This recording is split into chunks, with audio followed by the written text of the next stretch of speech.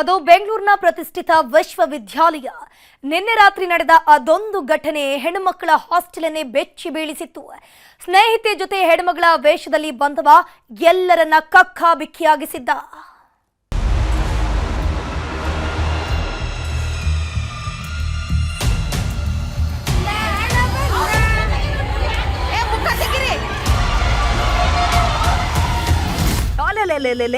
ಅದೆಷ್ಟು ಚಂದ, ಇಬ್ರು ಕೈ ಕೈ ಹಿಡ್ಕೊಂಡು ಬರ್ತಿದ್ದಾರೆ ನೋಡಿ.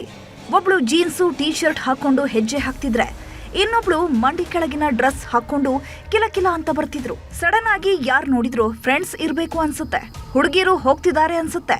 ಆದ್ರೆ ಇವರಲ್ಲೊಬ್ಬಳು ತೊಡರು ಕಾಲು ಹಾಕೊಂಡು ಬರೋದೇ ಇವರ ನವರಂಗಿ ಆಟ ಬಯಲು ಮಾಡಿದೆ.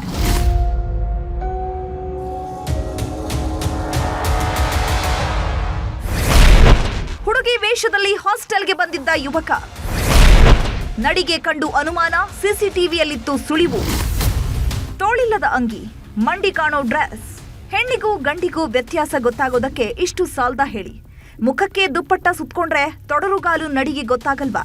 ಮೊದಲು ಹಾಸ್ಟೆಲ್ ಒಳಗೆ ಬರ್ತಿದ್ದಂತೆ ಹೆಣ್ಮಕ್ಕಳೇ ಅಂದ್ಕೊಂಡು ಹೋಮ್ ಗಾರ್ಡ್ ಸುಮ್ಮನಾಗಿದ್ರು. ಆದ್ರೆ ಯಾಕೋ ಅನುಮಾನ ಬಂದಿದೆ. ಹೆಣ್ಮಗಳ ನಡಿಗೆಗೂ ಇವನ ಅಡ್ಡಗಾಲು ನಡಿಗೆಗೂ ಡೌಟ್ ಹೊಡಿತಾ ಇದೆಯಲ್ಲ ಅಂತ ಸಿಸಿಟಿವಿ ಚೆಕ್ ಮಾಡಿದ್ದಾರೆ. ಆಗ್ಲೇ ನೋಡಿ ಹುಡುಗಿ ವೇಷದ ಹುಡುಗನ ಅವತಾರ ಬಯಲಾಗಿತ್ತು.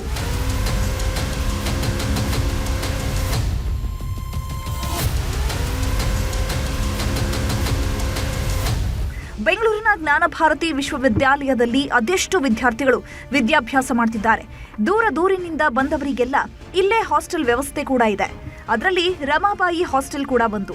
ಈ ಹಾಸ್ಟೆಲ್ನ ಯುವತಿಯೊಬ್ಬಳ ಭೇಟಿಗೆ ಬಂದಿದ್ದ ಯುವಕನಿಗೆ ರಾತ್ರಿ ಉಳ್ಕೊಳ್ಳೋದಕ್ಕೆ ಬೇರೆ ಕಡೆ ಜಾಗ ಇರ್ಲಿಲ್ವಂತೆ. ಹೀಗಾಗಿ ಯುವತಿಯೇ ತನ್ನ ಡ್ರೆಸ್ ಕೊಟ್ಟು ಹಾಸ್ಟೆಲ್ ಒಳಗಡೆ ಕರ್ಕೊಂಡು ಬಂದಿದ್ದಾಳೆ. ಆದ್ರೆ ಇವರ ಗ್ರಹಚಾರ ಕೆಟ್ಟಿತ್ತು ಅನ್ಸುತ್ತೆ. ಹುಡುಗಿ ವೇಷದಲ್ಲಿ ಹಂಸದ ಹೆಜ್ಜೆ ಹಾಕಿದವ ಲಾಕ್ ಆಗಿದ್ದಾನೆ.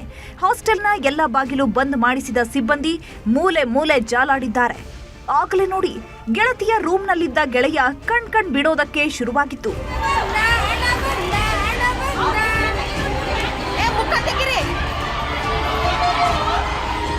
ರಾತ್ರಿಯೇ ಸ್ಪಾಟ್ಗೆ ಬಂದ ಪೊಲೀಸರು ಯುವಕನನ್ನ ವಿಚಾರಣೆ ಮಾಡಿ ಬಿಟ್ಟು ಕಳಿಸಿದ್ದಾರೆ. ಒಟ್ನಲ್ಲಿ ಗೆಳತಿ ರೂಮ್ನಲ್ಲಿ ಉಳ್ಕೊಳ್ಳೋದಕ್ಕೆ ಬಂದವ ಪತರಗುಟ್ಟಿದ್ದು ಮಾತ್ರ ಸುಳ್ಳಲ್ಲ. Manjunath Chandra, crime bureau, news 18 Bengaluru. Rajanna ಹಾಕಿದ ಹನಿ ಟ್ರ್ಯಾಪ್ ಬಾಂಬ್ ರಾಜ್ಯ ರಾಜಕಾರಣದಲ್ಲಿ ಸುನಾಮಿಯನ್ನೇ ಎಬ್ಬಿಸಿದೆ. 48 ನಾಯಕರನ್ನ ಹನಿ ಟ್ರ್ಯಾಪ್ ಮಾಡಿದ್ದಾರೆ ಅನ್ನೋದು ಗೊತ್ತಾಗ್ತಿದ್ದಂತೆ ವಿಪಕ್ಷಗಳು ಸಮರ ಸಾರಿವೆ.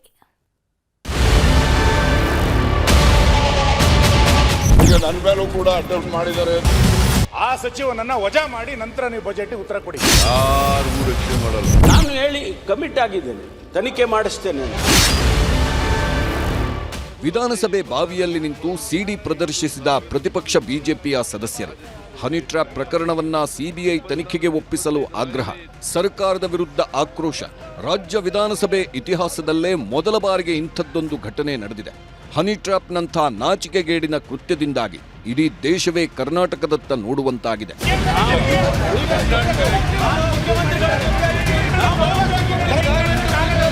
ನಿಮ್ಮ ಸಚಿವ ಸಂಪುಟದ ಸದಸ್ಯರ ಬಗ್ಗೆ ಸದಸ್ಯರು ನಿನ್ನೆ ಹೇಳಿರುವಂತಹ ವಿಷಯಕ್ಕೆ ಸಂಬಂಧಪಟ್ಟಂತೆ ನೀವು ದಯಮಾಡಿ ಉತ್ತರವನ್ನು ಕೊಡಬೇಕು. ಇವತ್ತು ಇದರಲ್ಲಿ ಯಾರು ಕೈವಾಡ, ನಿಮ್ಮ ಸಚಿವ ಸಂಪುಟದ ಸದಸ್ಯರೇ ಇದರಲ್ಲಿ ಕೈವಾಡ ಆಗಿದ್ರೆ ಆ ಸಚಿವನನ್ನ ವಜಾ ಮಾಡಿ ನಂತರ ನೀವು ಬಜೆಟ್ ಉತ್ತರ ಕೊಡಿ. ಇಲ್ಲ ಅಂತಂದ್ರೆ ಯಾರ ನೈತಿಕತೆಯೂ ಉಳಿಯೋದಿಲ್ಲ ಈ ಸದನದಲ್ಲಿ. ಯಾರ ನೈತಿಕತೆಯೂ ಸುನಿಲ್ ಕುಮಾರ್ ಹೀಗೆ ಆಗ್ರಹಿಸುತ್ತಲೇ ಸಿಎಂ ಉತ್ತರ ಕೊಟ್ಟರು. ಎಸ್ಟಿ ಸಮುದಾಯಕ್ಕೆ ಸೇರಿದ ರಾಜಣ್ಣನವರಿಗೆ ಅನ್ಯಾಯ ಆಗೋದಕ್ಕೆ ಬಿಡೋದಿಲ್ಲ ಎಂದು. ಯಾವುದೇ ಪಾರ್ಟಿಯವರು ಮಾಡಿದ್ರೂ ಕ್ರಮ ನಿಶ್ಚಿತ ಎಂದು. ಯಾರಿಗೂ ರಕ್ಷಣೆ ಮಾಡಲ್ಲ. ಯಾರಾದರೂ ಇರಲಿ, ನಮ್ಮ ಪಾರ್ಟಿಯವರಾದ್ರು ಇರಲಿ, ನಿಮ್ಮ ಪಾರ್ಟಿಯವರಾದ್ರು ಇರಲಿ, ಅಥವಾ ಇನ್ಯಾವುದಾದ್ರು ಪಾರ್ಟಿಯವರಾದ್ರು ಇರಲಿ, ಯಾರೇ ಮಾಡಿದ್ರು ತಪ್ಪೆ. ಸದನದಲ್ಲಿ ಒಬ್ಬ ಸಚಿವ ಈ ಥರ ಹೇಳಿದಾಗ ಸುಮ್ಮನೆ ಇರೋಕ್ಕಾಗೋದಿಲ್ಲ. ನಾವು 100% ತನಿಖೆ ಮಾಡಿಸ್ತೇವೆ. ಸಿಎಂ ಮಾತಾಡುತ್ತಲೇ ಗೃಹ ಸಚಿವರೇ, ನೀವು ಇಷ್ಟು ಅಸಹಾಯಕತೆಯಾಗಬಾರದು ಎಂದು ಸುನಿಲ್ ಕುಮಾರ್ ಕೆಣಕಿದ್ರು. ಆಗ ಮಾತನಾಡಿದ ಪರಮೇಶ್ವರ್, ಸಿಎಂ ಜೊತೆಗೆ ಚರ್ಚೆ ಮಾಡಿ ಉನ್ನತ ಮಟ್ಟದ ತನಿಖೆ ಮಾಡಿಸುತ್ತೇನೆ ಎಂದಿದ್ದೇನೆ. ನಿಮ್ಮ ಮುಂದೆ ಮುಚ್ಚಿಡುವ ಪ್ರಯತ್ನ ಏನಿಲ್ಲ. ವಿರೋಧ ಪಕ್ಷಗಳ ಸಲಹೆಯನ್ನೂ ನಾವು ಪರಿಗಣಿಸುತ್ತೇವೆ ಎಂದು. ನಾನು ತನಿಖೆಯನ್ನು ಮಾಡಿಸ್ತೇನೆ ಅಂತ ಹೇಳಿದ್ದೇನೆ. ನಾನು ಕಮಿಟ್ ಆಗಿದ್ದೇನೆ, ತನಿಖೆ ಮಾಡಿಸ್ತೇನೆ ಅಂತ. ನಾವು ಸರ್ಕಾರ ಮಾನ್ಯ ಮುಖ್ಯಮಂತ್ರಿಗಳ ಜೊತೆಯಲ್ಲಿ ಚರ್ಚೆ ಮಾಡಿ ಯಾವ ಹಂತದಲ್ಲಿ ತನಿಖೆಯನ್ನು ಮಾಡಬೇಕು, ಯಾರಿಂದ ಮಾಡಬೇಕು, ಅದನ್ನೆಲ್ಲ ನಾವು ಚರ್ಚೆ ಮಾಡ್ತೀವಿ. ಮಾಡಿ ಆನಂತರ ನಿಮ್ಮ ಹತ್ರ ಮುಚ್ಚಿಡೋದೇನಿದೆ. ಸಿಎಂ ಸಿದ್ದರಾಮಯ್ಯ, ಗೃಹ ಸಚಿವ ಪರಮೇಶ್ವರ್ ಉತ್ತರಕ್ಕೆ ಸ್ಪಂದಿಸದ ಬಿಜೆಪಿ ಶಾಸಕರು ಸರ್ಕಾರದ ವಿರುದ್ಧ ಹರಿಹಾಯ್ದರು. ಮುಖ್ಯಮಂತ್ರಿಗಳ ಬೆಂಬಲಿಗರನ್ನೇ ಟಾರ್ಗೆಟ್ ಮಾಡುತ್ತಿದ್ದಾರೆ. ಯತ್ನಾಳ್ ವಿಚಾರ ಪ್ರಸ್ತಾಪಿಸಲಿ ಎಂದು ಆಡಳಿತ ಪಕ್ಷದ ಕಡೆಯಿಂದಲೇ ಸಚಿವರೊಬ್ಬರು ಚೀಟಿ ಕಳುಹಿಸಿದ್ರು ಎಂದು ಆರ್ ಅಶೋಕ್ ಟೀಕಿಸಿದ್ರು. ಪರಮೇಶ್ವರ್ ಅವರೇ, ಇಲ್ಲಿ ಮುಖ್ಯಮಂತ್ರಿಗಳು ಯಾರೋ ಆಗ್ತಾರೆ, ಸಿದ್ದರಾಮಯ್ಯನವರು ಇದ್ದಾರೆ, ನಾಳೆ ಇನ್ಯಾರೋ ಬೇರೆ ಪಾರ್ಟಿಯವರು ಆಗ್ಬೋದು. ಎಲ್ಲಾ ಮುಖ್ಯಮಂತ್ರಿಗಳ ಬೆಂಬಲಿಗರನ್ನ ಹಿಡಿದು ನೀವು ಚುಚ್ಚಿದ್ರೆ ಏನಾಗುತ್ತೆ? ಮುಖ್ಯಮಂತ್ರಿ ಹೆಂಗ್ ಕೆಲಸ ಮಾಡ್ತಾರೆ? ನಾವೆಲ್ಲರೂ ಮುಖ್ಯಮಂತ್ರಿ ಬೆಂಬಲಿಗರನ್ನೇ ನೀವು ಟಾರ್ಗೆಟ್ ಮಾಡ್ತಾ ಇದ್ದೀರಾ. ನಮ್ಮ ಬಜೆಟ್ ಇದು ಅಷ್ಟಕ್ಕೆ ನಿಲ್ಲಲಿಲ್ಲ. ಕಾಂಗ್ರೆಸ್ ಹನಿ ಟ್ರ್ಯಾಪ್ ಕಾಂಗ್ರೆಸ್ ಎಂದು ಸರ್ಕಾರದ ವಿರುದ್ಧ ಘೋಷಣೆ ಕೂಗಿದ್ರು ಪ್ರತಿಪಕ್ಷಗಳ ಸದಸ್ಯರು. ಸದನದ ಬಾವಿಯಲ್ಲಿ ಸಿಡಿ ಹಿಡಿದು ಘೋಷಣೆ ಕೂಗಿದ ಬಿಜೆಪಿ ಜೆಡಿಎಸ್ ಸದಸ್ಯರು ಸರ್ಕಾರಕ್ಕೆ ಬಿಸಿ ಮುಟ್ಟಿಸಿದ್ರು. ಸದನದ ಬಾವಿಯಲ್ಲಿ ಬಿಜೆಪಿ ಜೆಡಿಎಸ್ ಸದಸ್ಯರು ಯಾರಯ್ಯ ಸಿಡಿ ಮಾಡಿದವರು ಯಾರಯ್ಯ ಎಂದು ಭಜನೆ ಮಾಡಿದರು. ಹೆಚ್ಚಿತ್ತು. ಹಾಗೆಯೇ 5 ರಾಜ್ಯಗಳ ಒಟ್ಟು ಹೊಣೆಗಾರಿಕೆಗಳು ಅದನ್ನು ಮೀರಿದ ಮಟ್ಟಕ್ಕೆ ಪ್ರತಿಪಕ್ಷಗಳ ಸದಸ್ಯರ ಪ್ರತಿಭಟನೆ ಹೋಗಿತ್ತು. ಸ್ಪೀಕರ್ ಪೀಠದ ಬಳಿ ಸುತ್ತುವರೆದ ಬಿಜೆಪಿ ಸದಸ್ಯರು ಪೇಪರ್ ಹರಿದು ಸ್ಪೀಕರ್ ಮುಂದೆ ಬಿಸಾಡಿದ್ರು.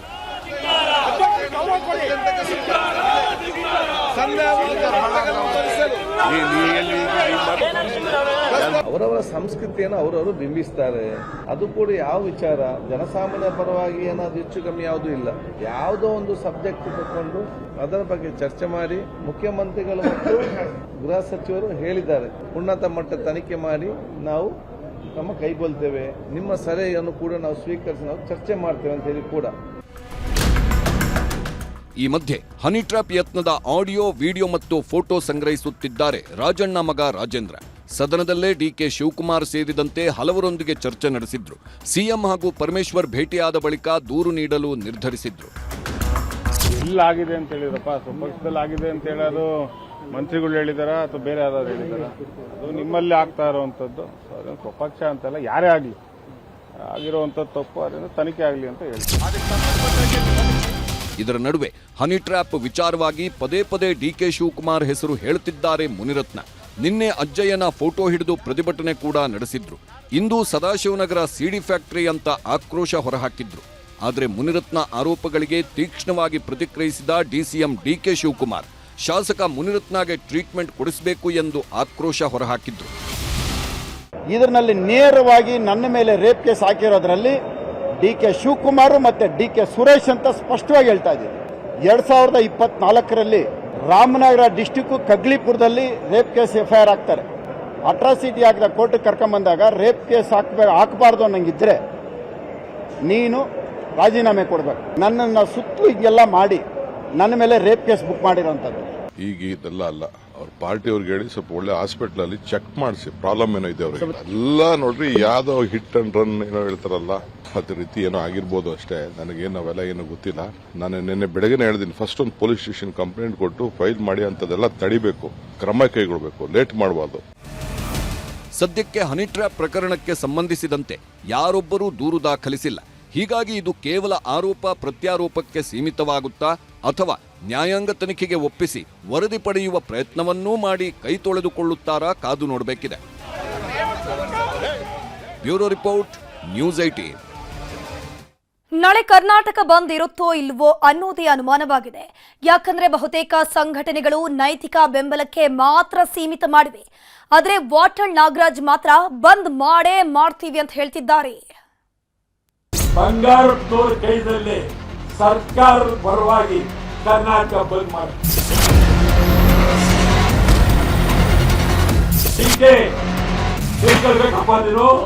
ಪೊಲೀಸರ ಮುಖಾಂತರ ಈ ಬಂಧನ ಹತ್ತಿಕ್ಕುವಂತ ಕೆಲಸವನ್ನ ಮಾಡ್ತಾ ಇದ್ದಾರೆ. ನಾಳೆ ಕರ್ನಾಟಕ ಬಂದ್ ಬಂದ್ ಬಂದ್ ಬಂದ್ ಮಾಡದಂತೆ ಖಾಕಿ ಹೊರಡಿಸಿದ್ರು ಸುತ್ತೋಲೆ. ಬಂದ್ ಬಂದ್ ಬಂದ್ ಬೆಂಗಳೂರಿನಿಂದ ಬೆಳಗಾವಿವರೆಗೂ ಬಂದ್, ಚಾಮರಾಜನಗರದಿಂದ ಕರಾವಳಿವರೆಗೂ ಬಂದ್. ಇದು ವಾಟಾಳ್ ನಾಗರಾಜ್ ಕರ್ನಾಟಕ ಬಂದ್ಗೆ ಕರೆಕೊಟ್ಟ ಪರಿ. ಬೆಳಗಾವಿಯಲ್ಲಿ ಎಂಇಎಸ್ ಪುಂಡರು ಮಾಡಿದ್ದ ಪುಂಡಾಟಿಕೆ ಈಗ ಬಂದ್ವರೆಗೆ ತಂದು ನಿಲ್ಲಿಸಿದೆ. ನಾಡು ನುಡಿಗಾಗಿ ಕನ್ನಡ ಪರ ಸಂಘಟನೆಗಳು ನಾಳೆ ಕರ್ನಾಟಕ ಬಂದ್ ಮಾಡುವುದಕ್ಕೆ ಮುಂದಾಗಿವೆ. ಆದರೆ ಬಂದ್ಗೆ ಬೆಂಬಲ ಕೊಟ್ಟವರೆಲ್ಲ ಈಗ ನೈತಿಕ ಬೆಂಬಲವಷ್ಟೇ ಅಂತಿದ್ದಾರೆ. ಹೀಗಾಗಿ ಬಂದ್ ಬಹುತೇಕ ಠುಸ್ ಅನ್ನಿಸ್ತಿದೆ. ಆದರೆ ವಾಟಾಳ್ ಮಾತ್ರ ಬಂದ್ ಮಾಡಿಯೇ ಸಿದ್ಧ ಅಂತಿದ್ದಾರೆ. ಬೆಳಗ್ಗೆ 6ರಿಂದ ಸಂಜೆ 6ರವರೆಗೆ ಶಾಂತಿಯುತವಾದ ಬಂದು, ಯಾರನ್ನು ನಾವು ನುಗ್ಗದಾಗ್ಲಿ ಮಾಡೋದಾಗ್ಲಿ ಅಂಗಡಿಗಳು ಮುಚ್ಚೋದಾಗ್ಲಿ ಯಾವುದು ಮಾಡಕ್ ಹೋಗಲ್ಲ. ಯಾಕಂತಂದ್ರೆ ಇದು ಸ್ವಾಭಿಮಾನ, ಅವರೇ ಕನ್ನಡಿಗರೇ ಮಾಡಬೇಕು. ಹಾಗಾದ್ರೆ ನಾಳೆಯ ಬಂದ್ಗೆ ಯಾರೆಲ್ಲ ಬೆಂಬಲ ನೀಡಿದ್ದಾರೆ, ಯಾರೆಲ್ಲ ಬೆಂಬಲ ನೀಡಿಲ್ಲ ಅನ್ನೋದನ್ನ ನೋಡೋದಾದ್ರೆ, ಕನ್ನಡ ಪರ ಸಂಘಟನೆಗಳ ಒಕ್ಕೂಟ, ಕರ್ನಾಟಕ ಕನ್ನಡ ಸೇನೆ, ಚಲನಚಿತ್ರ ವಾಣಿಜ್ಯ ಮಂಡಳಿ, Ola Uber taxi association, APMC ಕಾರ್ಮಿಕರ ಸಂಘ, ಕರ್ನಾಟಕ ಕಾರ್ಮಿಕ ಪರಿಷತ್, airport taxi association, doctor Vishnu ಅಭಿಮಾನಿ ಬಳಗ, ಬೆಂಗಳೂರು ಓಲಾ ಊಬರ್ ಅಸೋಸಿಯೇಷನ್ ಹಾಗೂ ಬೆಂಗಳೂರು ಆಟೋ ಸೇನೆ ನಾಳೆಯ ಬಂದ್ಗೆ ಬೆಂಬಲ ನೀಡಿದೆ.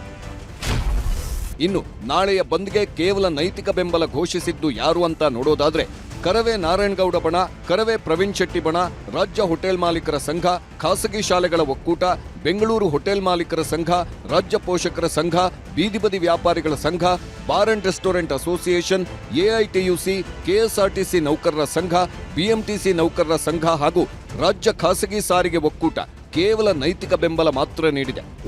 ವಾಟಾಳ್ ನಾಗರಾಜ್ ಏನೋ ಬಂದ್ ಕರೆ ಕೊಟ್ಟಿದ್ದಾರೆ. ಆದರೆ ನಗರ ಪೊಲೀಸ್ ಆಯುಕ್ತ ಬಿ ದಯಾನಂದ್ ಎಚ್ಚರಿಕೆಯ ಸಂದೇಶ ನೀಡಿದ್ದಾರೆ. ಬಲವಂತದ ಬಂದ್ ಮಾಡಿದ್ರೆ ಕಟ್ಟುನಿಟ್ಟಿನ ಕ್ರಮ ಕೈಗೊಳ್ಳುತ್ತೀವಿ ಎಂದಿದ್ದಾರೆ. ಈ ಬಗ್ಗೆ ರಿಯಾಕ್ಟ್ ಮಾಡಿದ ಸಾರಾ ಗೋವಿಂದು ಬಂದ್ ಮಾಡೇ ಮಾಡ್ತೀವಿ ಅಂದ್ರು. ಬಂದ್ ಸಮಯದಲ್ಲಿ ಯಾವುದೇ ರೀತಿಯಾದಂತಹ ಕಾನೂನು ಸುವ್ಯವಸ್ಥೆ ಭಂಗ ಆಗದ ರೀತಿಯಲ್ಲಿ, ಜೊತೆಗೆ ಒತ್ತಾಯಪೂರ್ವಕವಾಗಿ ಬೇರೆಯವರಿಗೆ ಈ ಬಂದ್ ಮಾಡಲಿಕ್ಕೆ ಏನಾದರೂ ಪ್ರಯತ್ನಗಳು ಆಗದ ರೀತಿಯಲ್ಲಿ ನಾವು ಈಗಾಗಲೇ ಪೂರ್ವ ಸಿದ್ಧತೆಗಳನ್ನು ಮಾಡಿದ್ದೇವೆ ಮತ್ತು ಯಾವುದೇ ರೀತಿಯಾದಂತಹ ಕಾನೂನು ಸುವ್ಯವಸ್ಥೆ ತೊಡಕು ಆಗದ ರೀತಿಯಲ್ಲಿ ನೋಡಿಕೊಳ್ಳಿಕ್ಕೆ ನಾವು ಪ್ರಯತ್ನಗಳನ್ನು ಮಾಡಿದ್ದೇವೆ. ಇವತ್ತು ಸರ್ಕಾರ ನೀವು ಪೊಲೀಸರನ್ನ ಇಟ್ಕೊಂಡು ಪೊಲೀಸರನ್ನ ಮುಖಾಂತರ ಈ ಬಂಧನ ವ್ಯವಸ್ಥಿತವಾಗಿ ನೀವು ಹತ್ತಿಕ್ಕುವಂತ ಕೆಲಸವನ್ನ ಮಾಡ್ತಾ ಇದ್ದೀರಾ. ನೀವು ಯಾರನ್ನೇ ಹತ್ತಿಕ್ಕಬೇಕಾಗಿತ್ತು? ನಿನ್ನೆಯಿಂದ ನಿಮ್ಮ ಯೋಗ್ಯತೆಗಳೆಲ್ಲ ಗೊತ್ತಾಗ್ತಾ ಇದೆ. ಕನ್ನಡ ಪರ ಸಂಘಟನೆಗಳೇನೋ ಬಂದ್ಗೆ ಕರೆ ಕೊಟ್ಟಿವೆ, ಆದ್ರೆ ಸಕ್ಸಸ್ ಆಗೋದು ಅನುಮಾನ. ಯಾಕಂದ್ರೆ ಎಂದಿನಂತೆ ಎಲ್ಲಾ ವಸ್ತುಗಳು ಸಿಗಲಿವೆ. ಸಾರಿಗೆ ವ್ಯವಸ್ಥೆಯಿಂದ ಹಿಡಿದು ಮಾರುಕಟ್ಟೆಗಳು ಕೂಡ ಓಪನ್ ಇರಲಿವೆ. ಆಶಿಕ್ ಮುಲ್ಕಿ, ನ್ಯೂಸ್ 18. ಅದು ಆ ಜಿಲ್ಲೆಯ ಸುಪ್ರಸಿದ್ಧ ದೇವಸ್ಥಾನ. ಹೀಗಾಗಿ ಲಕ್ಷ ಲಕ್ಷ ಬೆಲೆಯ ಚಿನ್ನಾಭರಣಗಳನ್ನೇ ದೇವಿಗೆ ಹಾಕಿದ್ರು. ನಿನ್ನೆ ರಾತ್ರಿ ಏಕಾಏಕಿ 3 ಬಾಗಿಲು ಮುರಿದವರು ಗಂಟು ಮೂಟೆ ಕಟ್ಟಿದ್ದಾರೆ. ಇದೀಗ ದೇವಸ್ಥಾನ ಆಡಳಿತ ಮಂಡಳಿಯ ಮೇಲೆಯೇ ಅನುಮಾನದ ಕಣ್ಣು ಮೂಡುವಂತೆ ಮಾಡಿದೆ.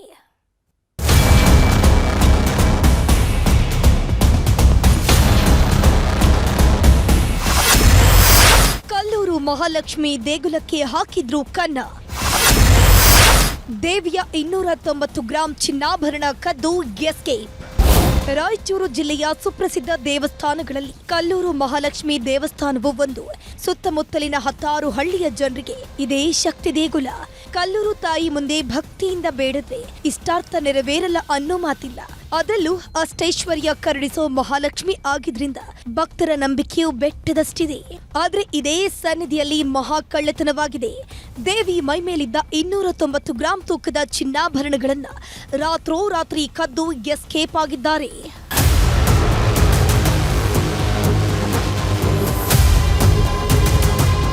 ಸಿರವಾರ ತಾಲೂಕಿನ ಪ್ರಸಿದ್ಧ ದೇವಾಲಯಕ್ಕೆ ಕನ್ನ ಹಾಕಿರುವುದು ಭಕ್ತರನ್ನ ಆತಂಕಕ್ಕೀಡು ಮಾಡಿದೆ.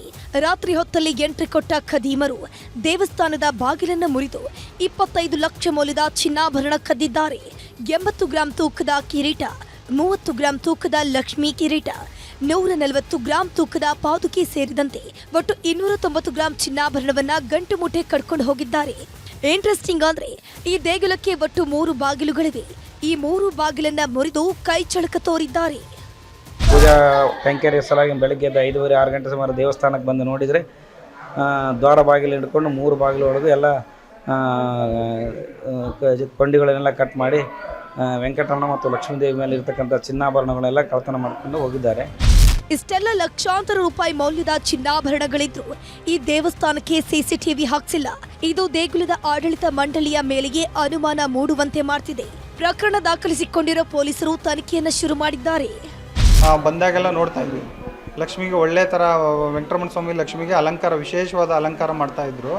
ಇವತ್ತು ಬಂದು ಕೇಳಿದ್ವಿ, ನಾವು ಯಾಕೆ ಏನೂ ಅಲಂಕಾರ ಮಾಡಿಲ್ಲ ಅಂತ. ಕಳ್ತನ ಆಗಿದೆ ನಿನ್ನೆ ಅಂತ ಹೇಳ್ತಾ ಇದ್ರು ಗುರುಗಳು. ಭಾಳ ದುಃಖಕರ ಸಂಗತಿ ಇದು.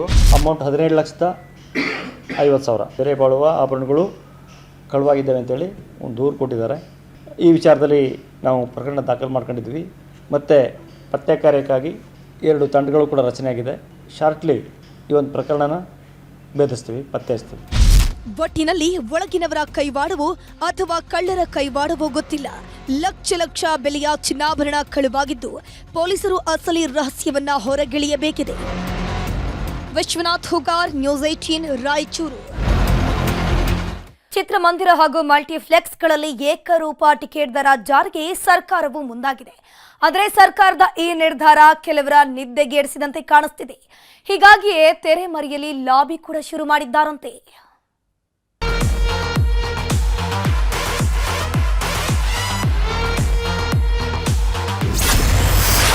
ಸಿನಿಮಾ ಟಿಕೆಟ್ ಏಕರೂಪ ದರಕ್ಕೆ ಅಪಸ್ವರ. ಸ್ಟಾರ್ ಹೀರೋಗಳೇ ಮಾಡ್ತಿದ್ದಾರಂತೆ ಲಾಬಿ. ಪ್ಯಾನ್ ಇಂಡಿಯಾ ಅನ್ನುವಂತಹ ಕಲ್ಚರ್ ಶುರುವಾದ ಮೇಲೆ ಪರಭಾಷಾ ಸಿನಿಮಾಗಳು ಕನ್ನಡಿಗರನ್ನ ಲೂಟಿ ಮಾಡ್ತಿವೆ.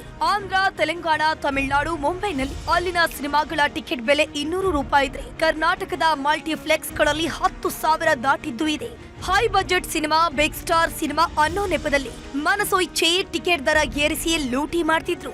ಇದಕ್ಕೆ ಬ್ರೇಕ್ ಹಾಕೋದಕ್ಕಾಗಿಯೇ ಸಿಎಂ ಸಿದ್ದರಾಮಯ್ಯ ತಮ್ಮ ಬಜೆಟ್ನಲ್ಲಿ ಏಕರೂಪ ದರ ನಿಗದಿ ಮಾಡುವುದಾಗಿ ಘೋಷಣೆ ಮಾಡಿದ್ರು.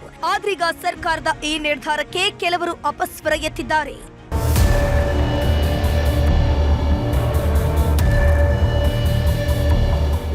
ಸಿಎಂ ಸಿದ್ದರಾಮಯ್ಯ ಏಕರೂಪ ದರ ನಿಗದಿ ಘೋಷಿಸಿದಾಗ ಬಹುತೇಕರು ಸಂತಸ ವ್ಯಕ್ತಪಡಿಸಿದ್ರು. ಚಿತ್ರರಂಗದ ಉಳಿವಿಗೆ ಒಂದೊಳ್ಳೆ ನಿರ್ಧಾರ ಬಂದಿದ್ರು. ಆದ್ರೀಗ ಸದ್ದಿಲ್ಲದೆ ಏಕರೂಪ ದರ ಬೇಡ ಅನ್ನೋ ಖ್ಯಾತಿ ತೆಗೆದಿದ್ದಾರೆ. ಮಲ್ಟಿಪ್ಲೆಕ್ಸ್ನವರ ಜೊತೆಗೆ ಕೈ ಜೋಡಿಸಿರೋ ಕೆಲವು ಸ್ಟಾರ್ ನಟರು ಹಾಗೂ ನಿರ್ಮಾಪಕರು ಡಿಸಿಎಂ ಡಿಕೆಶಿಯನ್ನ ಭೇಟಿ ಮಾಡಿದ್ದಾರಂತೆ. ಸರ್ಕಾರದ ನಿರ್ಧಾರವನ್ನ ಕೈ ಬಿಡುವಂತೆ ಮನವಿಯನ್ನ ಮಾಡಿದ್ದಾರಂತೆ. ಆದರೆ ಡಿಕೆ ಶಿವಕುಮಾರ್ ಕ್ಯಾರೇ ಎಂದಿಲ್ವಂತೆ. ಅವರವರ ವೈಯಕ್ತಿಕ ಲಾಭಕ್ಕೋಸ್ಕರ ಎಲ್ಲ ಕೆಲಸಗಳನ್ನು ಮಾಡಕ್ಕೆ ಹೊರಟಿದ್ದಾರೆ. ಒಂದು ವೇಳೆ ಸರ್ಕಾರ ಇದನ್ನು ಗಂಭೀರವಾಗಿ ತಗೊಂಡು ಕಾರ್ಯಗತ ಅನುಷ್ಠಾನ ಮಾಡಲಿಲ್ಲ ಅಂತೇಳಿದ್ರೆ ಪುನಃ ದೊಡ್ಡ ಮಟ್ಟದಲ್ಲಿ ಹೋರಾಟ ಶುರುವಾಗುತ್ತೆ. South Indian single screen owners ಏನಿದ್ದಾರೆ, ಥಿಯೇಟರ್ ಓನರ್ಸು, ಅವರು ಒಗ್ಗಟ್ಟಾಗ್ತಿದ್ದಾರೆ. ಮಲ್ಟಿಪ್ಲೆಕ್ಸ್ನ ಒಂದು ದೌರ್ಜನ್ಯ ಮತ್ತು ಅವರ ಒಂದು ವ್ಯಾಪಾರಿ ಮನೋಭಾವವನ್ನು ಖಂಡಿಸ್ತಾ ಇದ್ದಾರೆ. ಒಟ್ನಲ್ಲಿ ಏಕರೂಪ ದರ ನಿಗದಿಗೆ ಚಿತ್ರರಂಗದಲ್ಲಿ ಕೆಲವರು ಅಪಸ್ವರ ಎತ್ತಿದ್ದು ಸರ್ಕಾರವು ಯಾವ ನಿರ್ಧಾರವನ್ನ ಕೈಗೊಳ್ಳುತ್ತೆ ಅನ್ನೋದನ್ನ ಕಾದ್ ನೋಡಬೇಕಿದೆ. Satish Kanakapura, film bureau, news 18. ನೋಡಿದ ಪ್ರಮುಖ ಸುದ್ದಿಗಳನ್ನ ಕ್ವಿಕ್ ಆಗಿ ನೋಡ್ತಾ ಹೋಗೋಣ. ಕನ್ನಡ ನಾಡಿ ಎಕ್ಸ್‌ಪ್ರೆಸ್‌ನಲ್ಲಿ ಅಜ್ಜಿ ಸಾವಿನ ದುಃಖದಲ್ಲೂ ಪರೀಕ್ಷೆ ಬರೆದ ವಿದ್ಯಾರ್ಥಿನಿ ಮೃತದೇಹಕ್ಕೆ ಪೂಜೆ ಸಲ್ಲಿಸಿ ಪರೀಕ್ಷೆಗೆ ಹಾಜರ್. ಗದಗದ ಮುಂಡರಗಿ ತಾಲೂಕಿನ ಡಂಬಳ ಗ್ರಾಮದಲ್ಲಿ ಘಟನೆ. ದಾವಣಗೆರೆ ಜಿಲ್ಲಾ ನ್ಯಾಯಾಧೀಶರ ಮನೆ ಕಳ್ಳತನಕ್ಕೆ ಯತ್ನ, ಪೊಲೀಸರನ್ನ ಕಂಡು ಖದೀಮರು ಎಸ್ಕೇಪ್. ಕುಂದುವಾಡದ ತುಂಗಾಭದ್ರಾ ಬಡಾವಣೆಯಲ್ಲಿ ಘಟನೆ.